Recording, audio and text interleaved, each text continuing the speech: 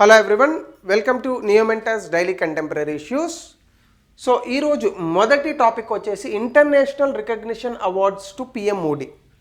So Narendra Modi garu వరుసగా మూడవసారి prime minister అయ్యారు. సో స్టార్టింగ్ డేట్ నుంచి కూడా అంటే 2014 ఆయన ప్రైమ్ మినిస్టర్ అయినటువంటి నాటి నుండి ఈ రోజు వరకు కూడా ఆయనకి అనేక దేశాలు చాలా అవార్డ్స్ని ప్రదానం చేశాయి. జనరల్గా ఇలాంటి క్వశ్చన్స్ యూపీఎస్సీలో తక్కువ కనిపిస్తాయి, కానీ but when comes to other examinations సాధారణంగా ఇలాంటి క్వశ్చన్స్ అడిగేటటువంటి అవకాశం కూడా ఉంది. బహుశా మోడీ గారి మీద డైరెక్ట్గా అడగకపోవచ్చు, ఆ అవార్డు గురించి కూడా అడిగేటటువంటి అవకాశాలు అయితే ఉన్నాయి.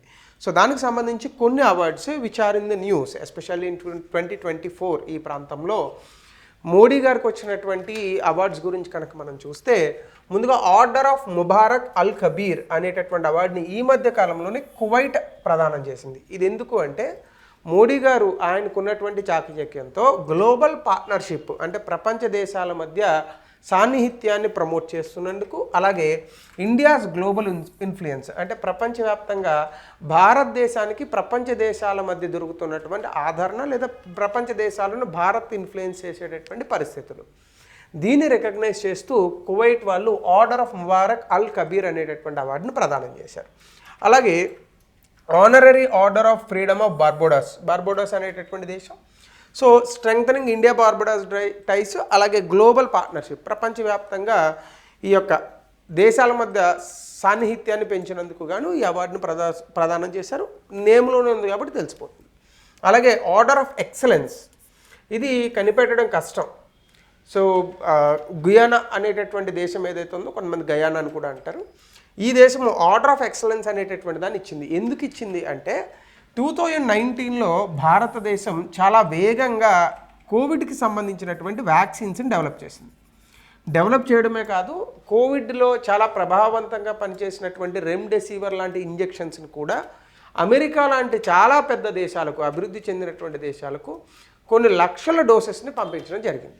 సో ఈ పర్టికులర్ పాయింట్ ఆఫ్ వ్యూలో పాండమిక్ కాంట్రిబ్యూషన్స్ ఆఫ్ ఇండియాకి సంబంధించి, అలాగే కరేబియన్ నేషన్స్తో అంటే మనకు ఉన్నటువంటి ఉన్నాయి కదా, జమైకా, వెస్టిండీస్ ఇట్లాంటి దేశాలు ఏవైతే ఉన్నాయో ఆ దేశాలతో భారతదేశానికి పెరుగుతున్నటువంటి సత్సంబంధాలను గుర్తిస్తూ ఈ ఆర్డర్ ఆఫ్ ఎక్సలెన్స్ అనేటటువంటి అవార్డును కూడా ప్రదానం చేశారు. అలాగే డొమినికా అవార్డ్ ఆఫ్ ఆనర్ అనే డొమినికా రిపబ్లిక్ ఒకటి ఉంది. ఈ దేశము diplomatic relations and global outreach పెంచునందుకు గాను భారతదేశం పిఎం మోడీకి ఈ యొక్క అవార్డును ప్రదానం చేశారు, డొమినికా రిపబ్లిక్. అలాగే grand commander of order of the Nigeria, ఇది ఇండియా నైజీరియా ద్వైపాక్షిక సంబంధాలను పెంచుతున్నందుకు నైజీరియాలో one of the prestigious awards ఇది. ఆ పర్టికులర్ అవార్డు అనేటటువంటి దాన్ని ప్రదానం చేశారు. అలాగే order of Saint Andrew the apostle అనేటటువంటి అవార్డుని రష్యా ఇచ్చింది.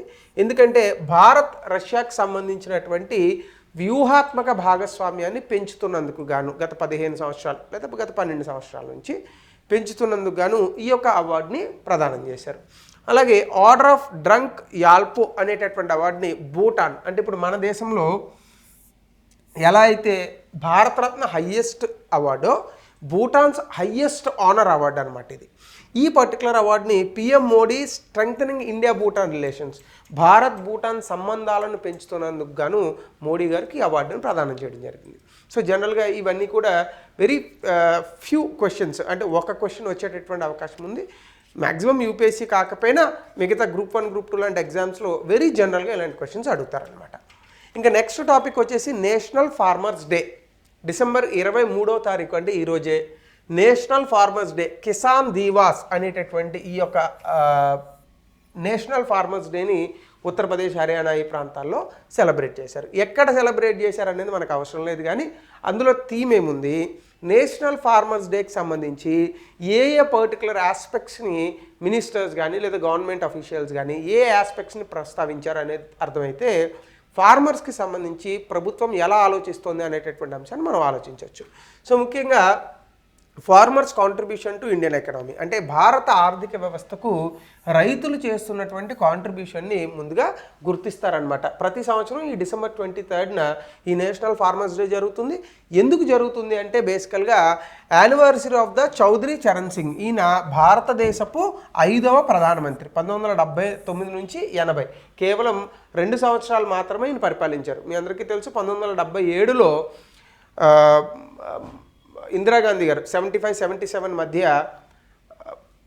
ఎమర్జెన్సీని పెడతారు. దీన్ని సహించినటువంటి భారత ప్రజలు వేరొక ప్రభుత్వాన్ని ఎన్నుకుంటారు. ఆ ప్రభుత్వంలో వచ్చినటువంటి పిఎంఏ చౌదరి చరణ్ సింగ్ అనమాట. చౌదరి చరణ్ సింగ్ గారి బర్త్ యానివర్సరీని ఆధారంగా చేసుకొని ఈ నేషనల్ ఫార్మర్స్ డేని జరుపుకుంటారు. ఎందుకు జరుపుకుంటారు అంటే ఈయన బేసికల్గా ల్యాండ్ రిఫార్మ్స్, అంటే భూ సంస్కరణల గురించి ఈయన పదవిలో ఉన్నంతకాలం ఎక్కువగా మాట్లాడారు. అంటే ఈయన రైతుల పక్షపాత అనమాట. అలాగే rural development and farmer welfare. ఈయన ఎప్పుడు ఏం చెప్పేవారంటే జై జవాన్ జై కిసాన్ అనేటటువంటి నినాదాన్ని లాల్ బహదూర్ శాస్త్రి గారు ఇచ్చినప్పటికీ జై కిసాన్ అనేటటువంటి నినాదం నిజంగా మనకి అప్లికేబుల్ అవ్వాలి అంటే ఎప్పుడు కూడా గ్రామీణ ప్రాంతాలు అభివృద్ధి చెందాలి. అలాగే గ్రామీణ ప్రాంతాల్లో ఉన్నటువంటి వ్యవసాయం పచ్చగా ఉండాలి. అలాగే భూమి అనేటటువంటిది కొంతమంది వ్యక్తుల చేతుల్లోనూ ఉండకూడదు. ఎక్కువ మంది ఈ భూమి అనేటటువంటిది డిస్ట్రిబ్యూట్ అవ్వాలనేటటువంటి ఒక మంచి ఉద్దేశంతో ఆయన కొన్ని రిఫార్మ్స్ తీసుకురావడానికి ట్రై చేశారు. బికాస్ ఆఫ్ దాట్ రీజన్ ఈయన యొక్క బర్త్ యానివర్సరీని, ఈయన పుట్టినరోజుని నేషనల్ ఫార్మర్స్ డేగా మనం సెలబ్రేట్ చేసుకుంటాం అనమాట.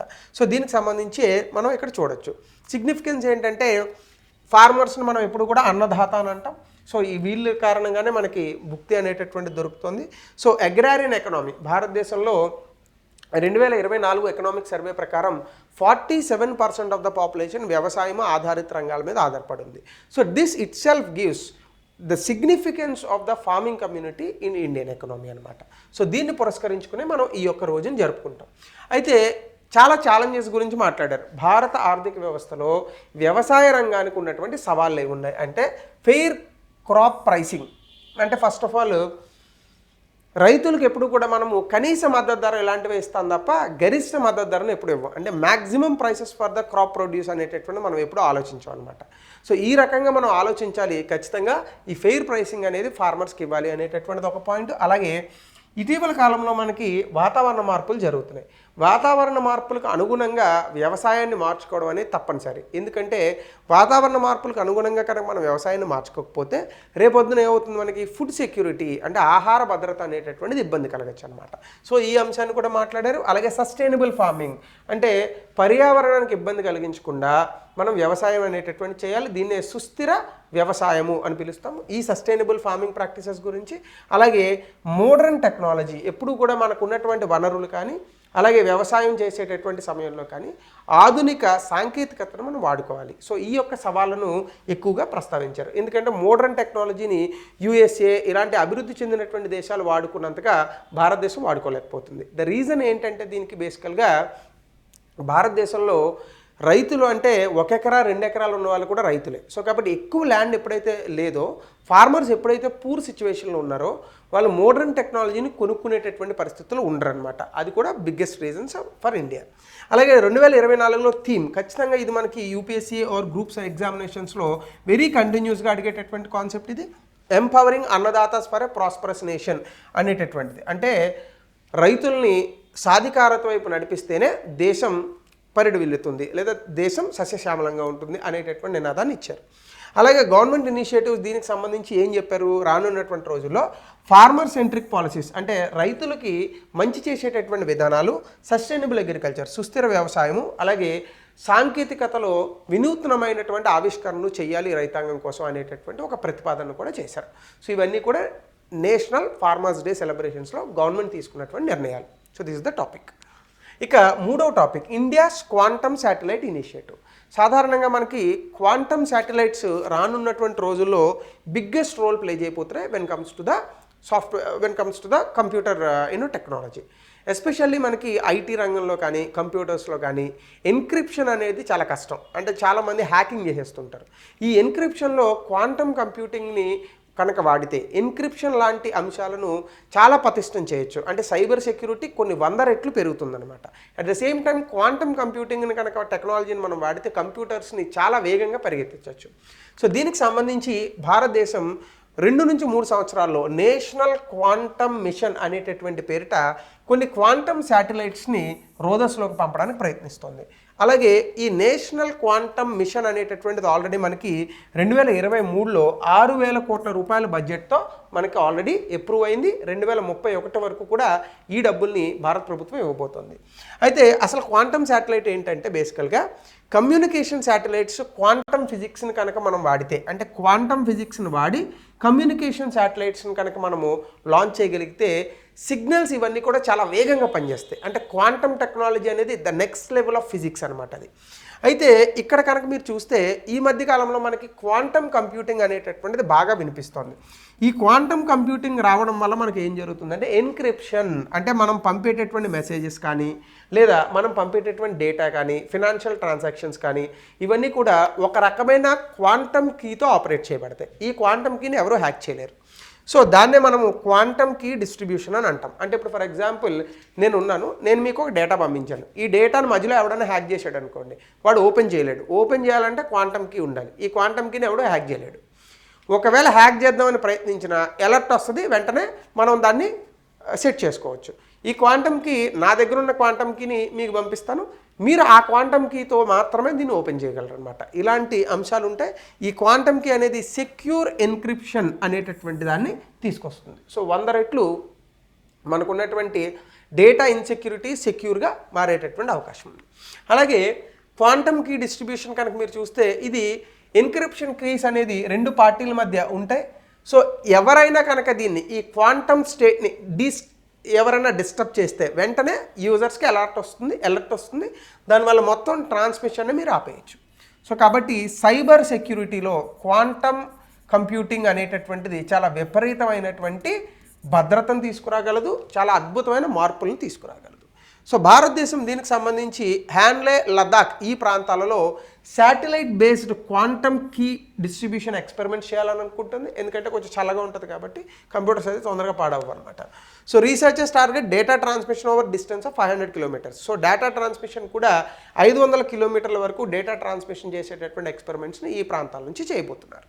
అలాగే గ్లోబల్ సినారియోలో ప్రపంచవ్యాప్తంగా మీరు కనుక చూస్తే ఏ దేశం ఈ యొక్క క్వాంటమ్ శాటిలైట్స్కి సంబంధించి ముందుంది అంటే చైనా చాలా వేగంగా కదులుతోంది. ఆల్రెడీ చైనా 3 క్వాంటమ్ శాటిలైట్స్ని ఆల్రెడీ రోదస్లోకి పంపించింది.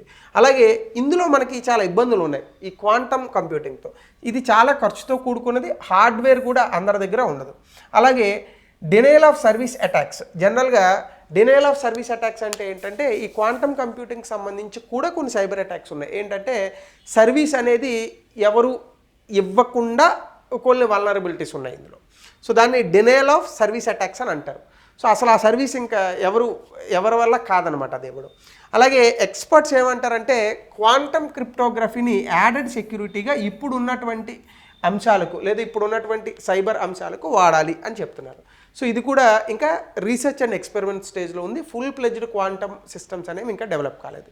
బట్ ఆర్టిఫిషియల్ ఇంటెలిజెన్స్ తర్వాత ఏదైనా ప్రపంచంలో పెను మార్పులు తీసుకొచ్చే టెక్నాలజీ ఏదైనా ఫ్యూచర్లో ఉందంటే దట్ ఈస్ క్వాంటమ్ టెక్నాలజీ. అలాగే ఫ్యూచర్ ఆఫ్ క్వాంటమ్ కమ్యూనికేషన్స్ కూడా ఏంటంటే సెక్యూర్ కమ్యూనికేషన్ ప్రోటోకాల్స్ని ప్రపంచవ్యాప్తంగా మార్చబోతున్నాయి. ఎవరు కూడా దాన్ని హ్యాక్ చేయలేరు. ట్యాపింగ్స్ ఇవన్నీ కూడా చాలా వరకు తగ్గుతాయి. భారతదేశం దీనికి సంబంధించి క్వాంటమ్ టెక్నాలజీ అడ్వాన్స్మెంట్లో చాలా పోటీ పడుతుంది ప్రపంచ దేశాలతో. ఎందుకంటే మన దగ్గర సాఫ్ట్వేర్ అనేటటువంటిది చాలా అద్భుతంగా ఉంది, యు నో దట్. సో ఇందులోనే భాగంగా మనం ఐటీ రంగంలో దూసుకుపోవడానికి this will help us. So అలాగే నెక్స్ట్ 4th టాపిక్ వచ్చేసి India first bitumen stretch. Bitumen అంటే ఏంటి? ఫస్ట్గా తెలుగులో మీ అందరికీ బాగా తెలుస్తుంది. తారు అంటాను చూసారా, రోడ్లు వేయడానికి నల్లగా ఉంటుంది. ఆ తారు లాంటి మెటీరియల్ని బితుమెన్ అని అంటారు. అయితే భారతదేశంలో మీ అందరికీ తెలుసు ఈ తారు, ముడి చెమురు ఇవన్నీ భారతదేశంలో ఎక్కువగా దొరకవు. సో మనం గల్ఫ్ దేశాల నుంచి దిగుమతి చేసుకుంటూ ఉంటాం. అయితే ఈ దిగుమతులు చాలా విపరీతమైనటువంటి ఫారెన్ ఎక్స్చేంజ్ కరెన్సీని డైల్యూట్ చేసేస్తుంటుంది. సో కాబట్టి మనమే సొంతంగా దీన్ని కనుక తయారు చేసుకుంటే, కాకపోతే ఇట్లా భూమిలో దొరికేది కాకుండా బయో అంటే ఏంటి, మొక్కల నుంచి వచ్చేటటువంటి బితుమిన్ తయారు చేస్తున్నారు. దీన్ని రోడ్లకు వాడుతున్నారు. మొట్టమొదటిసారి దీన్ని NH-44లో నితిన్ గడ్కరీ గారు ఆల్రెడీ ఇనాగ్రేట్ చేశారు. NH-44 అంటే మనకి Srinagar to Kanyakumari biggest NH అనమాట ఇండియాలో. సో శ్రీనగర్ టు కన్యాకుమారి ఉన్నటువంటి నేషనల్ హైవేలో ఒక స్ట్రెచ్ మీద ఈ బయో బితుమిన్తో వచ్చినటువంటి హైవేని తీసుకొచ్చారు. ఈ బయో బితుమిన్ అంటే ఏంటి, మనకి దీని కారణంగా మనకి సస్టైనబుల్ రోడ్ కన్స్ట్రక్షన్ అంటే వాతావరణాన్ని ఇబ్బంది పెట్టనటువంటి రోడ్లు ఏర్పరచవచ్చు. అదేంటి సార్, రోడ్లు కూడా వాతావరణాన్ని ఇబ్బంది పెడతాయి, ఎందుకు ఇబ్బంది పెట్టాం? మీరు తార్ రోడ్ వేశారనుకోండి, లేదా సిమెంట్ రోడ్ వేశారనుకోండి, దానివల్ల ఏమవుతుంది, మీకు సూర్యరశ్మి బాగా ఎక్స్పోజ్ అయ్యి దానివల్ల రిట్రాక్ట్ అవుతుంది. అంటే సూర్యరశ్మి చుట్టుపక్కల ఉన్నటువంటి ప్రాంతాలను ఈ తార్ రోడ్డు కారణంగా వేడి చేస్తుంది. మీకు అందుకే చూడండి, మట్టి మీద నడవండి, మీకు కాస్త కూస్త బాగానే ఉంటుంది. మీరు తార్ రోడ్డు మీద నడవండి, కాళ్ళ మీద పుండ్లు వస్తాయి. సో తార్ రోడ్లు కానీ లేదా సిమెంట్ రోడ్స్ కానీ ఇవి సాధారణంగా ఏం చేస్తాయంటే చుట్టూ పరిసరాల ప్రాంతాలలో టెంపరేచర్ ఎఫెక్ట్ని పెంచుతాయి అన్నమాట. సో కాబట్టి ఇక్కడ మీరు చూస్తే ఈ లిగ్నిన్ బేస్డ్ బయోబితుమిన్ అంటే ఏంటంటే మొక్కల నుంచి తయారు చేయబడిన తారు లాంటి ఒక మెటీరియల్.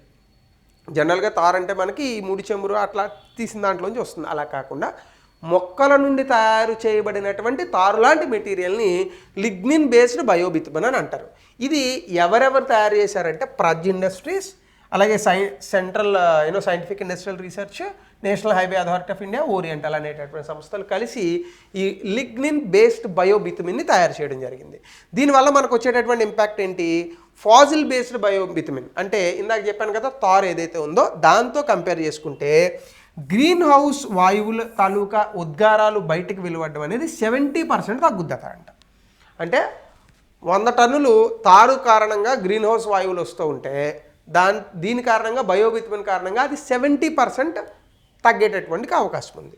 సో దీని కారణంగా మనకి ఏమవుతుంది, లిగ్నోసెల్యులిస్ బయోమాస్ అనేటటువంటి దాన్ని ఏదైతే ఉందో ఇది మనం కనుక వాడితే అప్పుడు ఏమవుతుంది, భారతదేశంలో ఈ బితుమిన్ స్కేర్సిటీ ఉంది. అందువల్ల మనం ఏం చేస్తున్నాము, విదేశాల నుంచి ఈ బితుమిన్ని ఇంపోర్ట్ చేసుకుంటున్నాం. ఇప్పుడు ఇంపోర్ట్స్ తగ్గుతాయి కదా. ఇప్పుడు తారుని విదేశాల నుంచి తెచ్చుకోకుండా ఈ బయోబితుమిన్ని కనుక మనమే డెవలప్ చేసుకుంటే దానివల్ల మనకి యూజ్ ఏంటి, ఒకటి వేరే దేశాల మీద ఆధారపడాల్సిన అవసరం లేదు, ఇంపోర్ట్స్ తగ్గుతాయి. రెండో యూజ్ ఏంటి, దీనివల్ల గ్రీన్ హౌస్ గ్యాస్ ఎమిషన్స్ తగ్గుతాయి. భారతదేశం ఏదైతే ఈ intended nationally determined contributions Paris సమ్మిట్లో ఇచ్చినటువంటి ప్లెడ్జ్ ఏదైతే ఉందో దాన్ని చేరుకొని 2045 ఈ సమయానికల్లా 2030 ఈ సమయానికల్లా 45% of the green house gases reduction చేయగలుగుతాం. సో ఇది మనం గుర్తుపెట్టుకోవాల్సిన అంశం. దీని కారణంగా స్టబుల్ బర్నింగ్ ఇష్యూస్ మీకు అందరికీ తెలుసు, ఢిల్లీలో విపరీతమైనటువంటి పొల్యూషన్ ఉంటుంది వింటర్ సీజన్లో. ఎందుకంటే చుట్టుపక్కల ఉన్నటువంటి పంజాబ్, హర్యానా, ఉత్తరప్రదేశ్ రాష్ట్రాలలో ఆ మిగిలిపోయినటువంటి రైస్ స్ట్రాస్ ఉంటాయి, ఆ గడ్డిని మండిస్తారు. దానివల్ల వచ్చేటటువంటి పొల్యూషన్ అంతా ఢిల్లీకి వస్తుంది. ఇప్పుడు ఇలాంటి స్టబుల్ ఏదైతే ఉందో ఆ మిగిలిపోయిన గడ్డి దాంతోనే ఈ యొక్క బయోబితుమిన్ అనేటటువంటి దాన్ని తయారు చేయొచ్చు. దానివల్ల ఏమవుతుంది, మనకి ఒకటి పొల్యూషన్ తగ్గుతుంది, రెండు మనకి ఇంపోర్ట్స్ తగ్గి మనమే సొంతంగా ఈ బయోబితుమిన్ని ఉత్పత్తి చేయొచ్చు. సో దీని కారణంగా అగ్రికల్చర్ వేస్ట్ని మనం ఈ బయోబితుమిన్గా మార్చొచ్చు. రైస్ స్ట్రా అంటే ఏం లేదు, గడ్డి. సో దీనివల్ల పొల్యూషన్ తగ్గుతుంది. ఫార్మర్స్కి ఈ యొక్క బితుమెన్ డేటా అంటే బయోబితుమిన్ ప్రొడ్యూసర్స్ని బితుమెన్ డేటా అంటారు. వీళ్ళు ఫార్మర్స్ అందులో మంచి పాత్రను పోషిస్తారు. దీని కారణంగా రైతులకు అలాగే బయో రిఫైనరీస్కి ఎడిషనల్గా డబ్బులు కూడా వస్తాయి, ఎడిషనల్ రెవెన్యూ వస్తుంది. సో ఇది పిఎం మోడీ గారు ఎప్పుడు సెల్ఫ్ రిలయంట్ ఇండియా అంటుంటారు కదా. సో భారతదేశం ఎవరి మీద డిపెండ్ అవ్వకూడదు, తన తాలూకా ఏవైనా తనే ప్రొడ్యూస్ చేసుకోవాలి. మేక్ ఇన్ ఇండియా ఇట్లాంటివి అనమాట. మేక్ ఇన్ ఇండియా మ్యానుఫ్యాక్చరింగ్ అనుకోండి, సెల్ఫ్ రిలయంట్ ఇండియా అంటే మనం ఎవరి మీద డిపెండ్ అవ్వకూడదు. సో అది చేరుకున్నట్టు అవుతుంది. దీంతో పాటుగా బయోబితుమిన్కి సంబంధించి లార్జ్ స్కేల్ భారతదేశంలోనే ప్రొడక్షన్ అనేటటువంటి చేయొచ్చు. అలాగే సిఎన్జి ఫ్రమ్ బయోమాస్ 400 ప్రాజెక్టులు సిఎన్జి ఒకటి ఉంది మనకి. ఈ కంప్రెస్డ్ న్యాచురల్ గ్యాస్ ఏదైతే ఉందో బయోమాస్ నుంచి ఉత్పత్తి చేస్తాం అనమాట. అంటే ఈ సిఎన్జిని కూడా మనమే ఉత్పత్తి చేసుకోవచ్చు. దానివల్ల సిఎన్జి వెహికల్స్ ఎక్కువగా ప్రొడ్యూస్ చేస్తే దానివల్ల మనకి పొల్యూషన్ అనేది తగ్గుతుంది. మనకు చూడండి, సాధారణంగా ఆటోలు, బస్సులు ఇవన్నీ విపరీతమైనటువంటి కాలుష్యాన్ని రిలీజ్ చేస్తాయి. మీరు వాటిని ఎప్పుడైతే సిఎన్జి చేస్తారో చాలా అద్భుతంగా ఉంటుంది సిటీ. సో ఆ రకమైనటువంటి ఆలోచన. సో 60 lakh tons ఆఫ్ ఈ బయోబితుమిన్ కనుక మనం చేస్తే లేదా 60 lakh టన్స్ ఆఫ్ ఈ రైస్ స్ట్రాన్ కనుక మనం తీసుకుంటే సిఎన్జి ప్రొడక్షన్లో అది ఉపయోగపడుతుంది. దీనివల్ల పొల్యూషన్ తగ్గుతుంది, రైతులకు కూడా ఎడిషనల్ ఇన్కమ్ వస్తుంది, అలాగే సుస్థిరతను సాధించవచ్చు.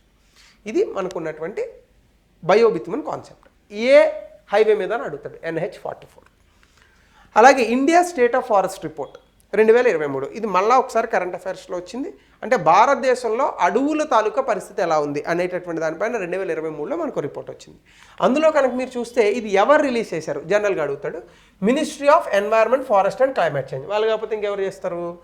సో ఇది ప్రతి 2 సంవత్సరాలకు ఒకసారి వస్తుంది. ఎగ్జామ్లో ఏమడుగుతాడు మిమ్మల్ని, ప్రతి సంవత్సరానికి ఒకసారి వస్తుంది అంటాడు. యాక్చువల్గా అయితే ఇది మనకి ప్రతి 2 yearsకి ఒకసారి వస్తుంది.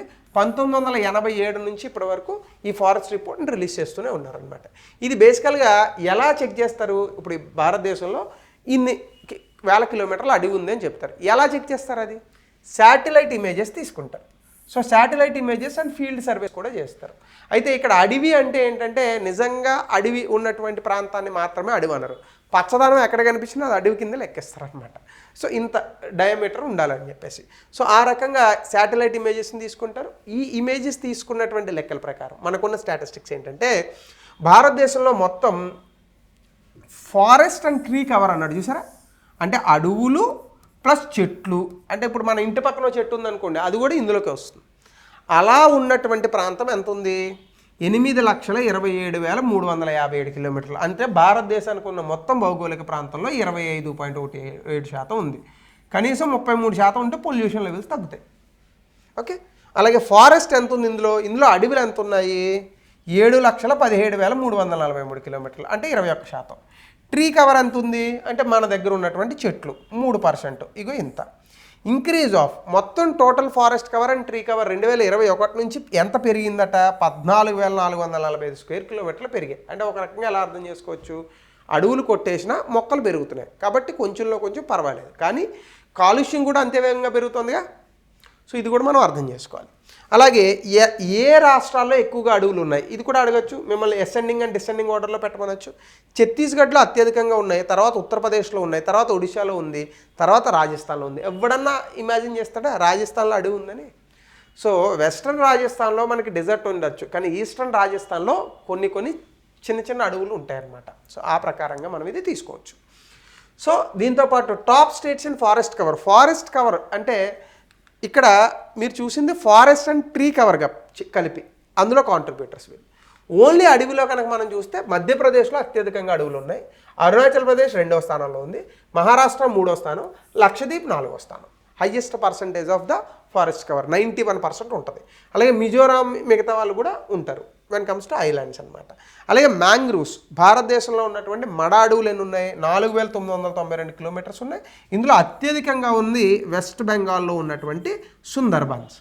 ఓకే, అలాగే బ్యాంబూ అంటే మనకి బ్యాంబూ స్ట్రీట్స్ ఉంటాయి కదా, ఎదురు బొంగులు, ఇవి దాదాపుగా 1,54,000 స్క్వేర్ కిలోమీటర్లు ఉన్నాయట ఈ మధ్య కాలంలో. అంటే 2021 నుంచి 5,227 స్క్వేర్ కిలోమీటర్స్ పెరిగిందని చెప్తుంది ఈ రిపోర్ట్. అలాగే కార్బన్ స్టాక్ అంటే ఏంటి? ఎన్ని మిలియన్ టన్నుల కార్బన్ డైఆక్సైడ్ని తనలో ఇముడ్చుకుంటుంది అడవులు అంటే. కార్బన్ స్టాక్స్ ఇన్ ఫారెస్ట్ చూస్తే 7,285 మిలియన్ టన్స్ ఏవైతే ఉన్నదో ఈ CO2 లేదా గ్రీన్ హౌస్ గ్యాసెస్ అనేటటువంటి వాటిని అడవులు లాక్కుంటున్నాయి. Because plants they go for respiration కదా, కాదు ఫోటోసింథసిస్ అనేస్తున్నారు. ఫోటోసింథసిస్లో ఏం చేస్తాయి? కార్బన్ డైఆక్సైడ్ని తీసుకొని ఆక్సిజన్ రిలీజ్ చేస్తాయి. మనం ఏం చేస్తాం? రెస్పిరేషన్ చేస్తాం. ఆక్సిజన్ తీసుకొని కార్బన్ డైఆక్సైడ్ రిలీజ్ చేస్తాం. అలా ఎంత టన్నుల కార్బన్ డైఆక్సైడ్ లాక్కుంటున్నాయి అడవులు? 7,285. అంటే మీరు ఆలోచించండి, వాతావరణ మార్పు అంటున్నారు. వాతావరణ మార్పులు తగ్గాలంటే ఏం చేయాలి? అడవులు పెంచాలి. అడవులు పెంచితే ఇంకా ఎక్కువ million tons of carbon dioxide తీసుకుంటాయి అవి. అలాగే critical for meeting 2000 NDC targets. అయితే మనము ఇంటెండెడ్ నేషనల్లీ డిటర్మైన్డ్ కాంట్రిబ్యూషన్స్లో భాగంగా 45 to 40% of the green house gases తగ్గిస్తాము 2030 కల్లా అని చెప్పాం. ఇప్పుడు మనకు ఉన్నటువంటి అడవులతో అది తగ్గించలేము. సో ఇంత అద్భుతంగా మనం అడవులు ఉన్నాయని ఫారెస్ట్ రిపోర్ట్లో ఎంత డప్పు కొట్టినా మనం ప్యారిస్ క్లైమేట్ సమ్మిట్లో ఇచ్చినటువంటి నినాదాన్ని చేరుకోవడానికి చాలా దూరంగా ఉన్నాం. ఇది మనం గుర్తుపెట్టుకోవాలి. సో ఈ యొక్క ఫారెస్ట్ రిపోర్ట్ వల్ల మనకి ఏం అర్థమవుతుంది? అడవుల్ని కాపాడడంలో, కార్బన్ సెక్వెస్ట్రేషన్ చేయడంలో, అంటే కార్బన్ ఈ గ్రీన్ హౌస్ వాయువులను తగ్గించడంలో ఎంతవరకు ఈ అడవులు ఉపయోగపడుతున్నాయి అనేది ఇండియన్ లా మేకర్స్కి తెలుస్తుంది. రెండోటి critical data for policy makers. అంటే ఇప్పుడు చాలామంది రీసెర్చర్స్ ఉంటారు, విధానాలు చేసేటటువంటి ఐఏఎస్ ఆఫీసర్లు లేదా పాలిటీషియన్స్ ఉంటారు, అలాగే అడవుల్ని కాపాడేటటువంటి కన్జర్వేషన్ పీపుల్ ఉంటారు. వీళ్ళందరికీ కూడా ఒక పర్టికులర్ డేటాగా ఈ ఫారెస్ట్ రిపోర్ట్ పనికొస్తుంది. సో ఇది ఇండియన్ ఫారెస్ట్ రిపోర్ట్ 2023 తాలూకా డేటా. మీరు నీట్గా రాసుకోండి, యూ కెన్ యూటిలైజ్ దట్. అలాగే ఏరోజెల్స్ అనే ఒక కాన్సెప్ట్ ఉందండి. ఏరోజెల్స్ అనే ఒక చాలా క్వైట్ న్యూ కాన్సెప్ట్. పక్కా సైన్స్ అండ్ టెక్నాలజీలో క్వశ్చన్ ఇది ఈ ఇయర్ 100%. ఈ ఏరోజోల్స్ అనేటటువంటిది ముందు ఎట్లా ఉంటుందంటే మీరు ఇలా గుర్తుపెట్టుకోండి, ఇది ఒక స్పాంజ్ మాదిరిగా ఉంటుంది. స్పాంజ్ మాదిరిగా గుర్తుపెట్టుకోండి. సో రీసెర్చర్స్ ఫ్రమ్ పూణే ఏం చేశారంటే హైబ్రిడ్ ఏరోజోల్స్ని కనిపెట్టారు. అయితే మనం అందులోకి వెళ్ళే ముందు ఇది అసలు ఏంటి బేసికల్గా అని కనుక మీరు చూస్తే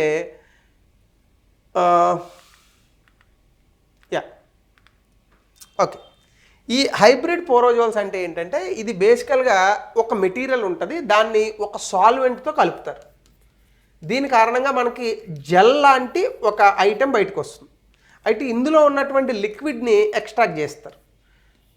అప్పుడేమవుతుంది, ఒక స్పాంజ్ లాంటి ఆకారం వస్తుంది. ఈ స్పాంజ్ చాలా లైట్ వెయిట్తో ఉంటుందన్నమాట. మీరు చాలా జాగ్రత్తగా వినాలి ఇది. దీన్ని ఒక మెటీరియల్ ఉంటుంది, ఆ మెటీరియల్ని సాల్వెంట్తో కలిపితే ఒక జెల్ లాంటి ఐటమ్ వస్తుంది. ఆ జెల్లో ఉన్న లిక్విడ్ని ఎవాపరేట్ చేస్తారు. అప్పుడేమవుతుంది, ఆ పర్టికులర్ మెటీరియల్ మధ్యలో చాలా రంధ్రాలు వస్తాయి, హైలీ పోరస్ ఉంటుంది అనమాట.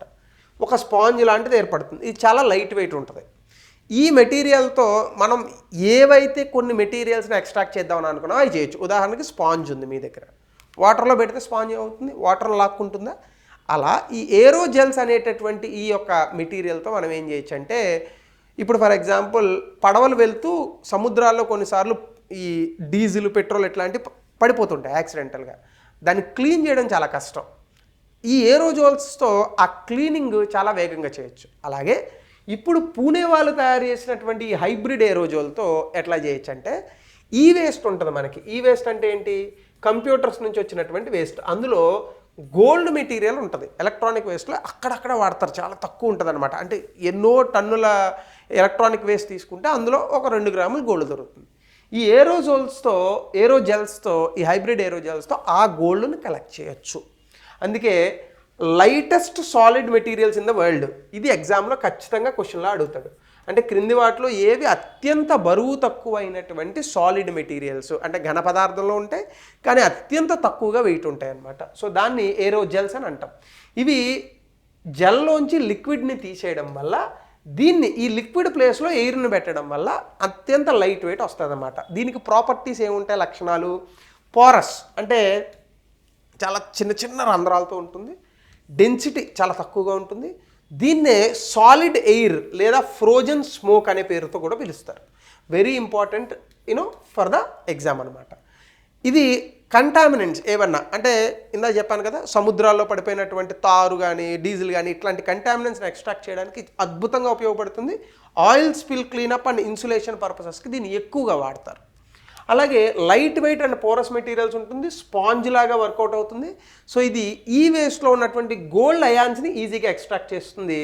అలాగే దీన్ని ప్రిపరేషన్ ప్రాసెస్లో ఐరన్ నైట్రేట్ సాల్ట్స్తో 2 నుంచి 5 నిమిషాలు రూమ్ టెంపరేచర్ దగ్గర దీన్ని కొంచెంలో కొంచెం ట్రీట్ చేస్తారనమాట. సో గోల్డ్ ఎక్స్ట్రాక్షన్లో అద్భుతమైన ఎఫిషియన్సీ చూపిస్తుంది. గోల్డ్ అయాన్స్ని 99% ఇది ఎక్స్ట్రాక్ట్ చేయగలదు. డే లైట్లో ఇది 1689 మిల్లీగ్రాములు గోల్డ్ పర్ గ్రామ్ ఆఫ్ ఏరోజెల్, అంటే 1 గ్రామ్ ఏరోజెల్తో 1689 మిల్లీగ్రాముల గోల్డ్ని ఎక్స్ట్రాక్ట్ చేయొచ్చు. అలాగే బ్లూ లైట్లో కనుక అది అయితే 2349 మిల్లీగ్రామ్స్ ఆఫ్ గోల్డ్ని ఎక్స్ట్రాక్ట్ చేయొచ్చు అనమాట. అంటే గోల్డ్ ఎక్స్ట్రాక్షన్ ఈ వేస్ట్ నుంచి అద్భుతంగా చేయొచ్చు. ఇప్పుడు ప్రపంచ దేశాల నుంచి మనం ఈ వేస్ట్ని తెచ్చుకొని దాని నుంచి గోల్డ్ తీసుకొని మంచిగా వ్యాపారాలు అవి చేస్తారు మన దేశంలో. సో ఆ రకంగా ఈ ఏరోజెల్స్ ఉపయోగపడతాయి. సో దీన్ని ఎస్ఎన్టీలో చాలా అద్భుతంగా క్వశ్చన్ అడగడానికి అవకాశం ఉంది. అలాగే adsorption reduction process ensure pure gold recovery. అంటే ఇది ఏ టైప్ ఆఫ్ మెథడాలజీలను వాడుతుందంటే అడ్జార్ప్షన్ అండ్ రిడక్షన్ ఈ 2 వాడుతుందన్నమాట. దీని కారణంగా చాలా వేగంగా ఇది గోల్డ్ని ఎక్స్ట్రాక్ట్ చేస్తుంది. సో ఇది ఎకో ఫ్రెండ్లీ సొల్యూషన్. సాధారణంగా గోల్డ్ని ఎక్స్ట్రాక్ట్ చేయాలంటే మండించాలా, అందులో కలపాలా, అందులోంచి గోల్డ్ తీయాలా, అందులోంచి మళ్ళీ ఫ్యూమ్స్ బయటకు వస్తాయి, విషవాయువులు బయటకు వస్తాయి, హెడేక్ ఇదంతా. అదే ఇది అనుకోండి చాలా ఈజీగా గోల్డ్ అయాన్స్ని ఎక్స్ట్రాక్ట్ చేస్తుంది. హై క్వాలిటీ గోల్డ్ రికవరీ ప్రాసెస్ని మినిమల్ రిఫైన్మెంట్తో చేయొచ్చు. So aerogels is very important for the examination. So ఇవి ఈరోజు topics which are in the news. మరో కొత్త topics again will meet in the next session.